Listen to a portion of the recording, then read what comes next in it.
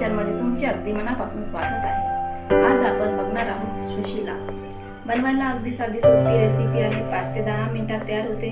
चला तर मग वेळ न घालवता आपण रेसिपीला सुरुवात करू। त्यासाठी मी इथे 3 वाटी मुरमुरे घेतले आहेत, 1 मध्यम आकाराचा कांदा, 2-3 हिरव्या मिरच्या आणि टमाटर। आपण आता मुरमुऱ्यामध्ये पाणी घालून याला 3 मिनिट भिजत घालून घेणार आहोत।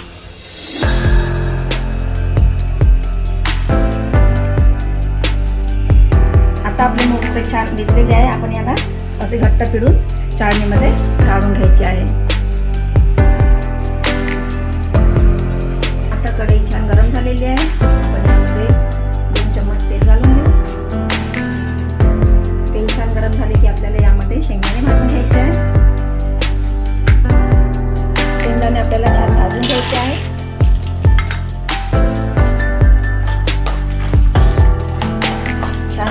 लाल होतपर्यंत आपल्याला शेंगदाणे भाजून घ्यायचे आहे। आता आपले शेंगदाणे छान भाजलेले आहेत। आपण आता एका प्लेटमध्ये काढू।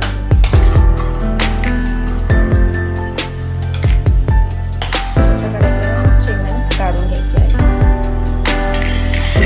याच तेलामध्ये आता आपण सुशिला बनवण्यास सुरुवात करू। आपण यामध्ये थोडे जिरे, थोडी मोहरी, कांदा घालून घेऊ।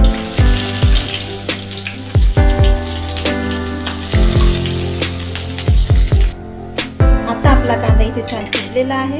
आपण यामध्ये मिरची घालून घेऊ। मिरची आपल्याला छान शिजवून घ्यायची आहे। कांदा आणि मिरची इथे छान शिजवून घ्यायची आहे आपल्याला।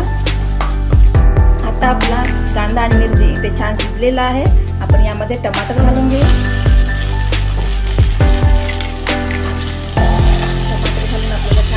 आहे यातच आपण थोडीशी कोथिंबीर पण घालून घेऊ। चवीपुरते मीठ आणि हळद। सर्व साहित्य आपल्याला छान परतून घ्यायचं आहे।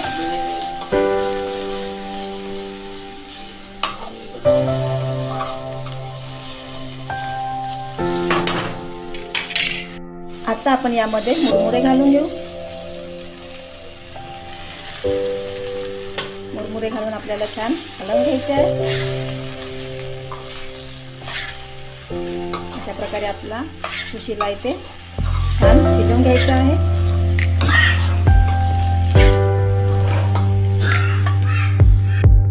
आता यामध्ये आपण तळलेले शेंगदाणे घालून घेऊ आणि फुटाणे, थोडीशी कोथिंबीर,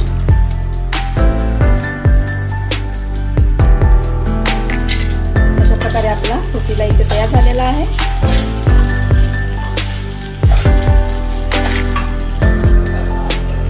व्हिडिओ आवडल्यास लाईक करा, शेअर करा। पुन्हा भेटू अशाच नवीन व्हिडिओमध्ये। व्हिडिओ बघितल्याबद्दल धन्यवाद।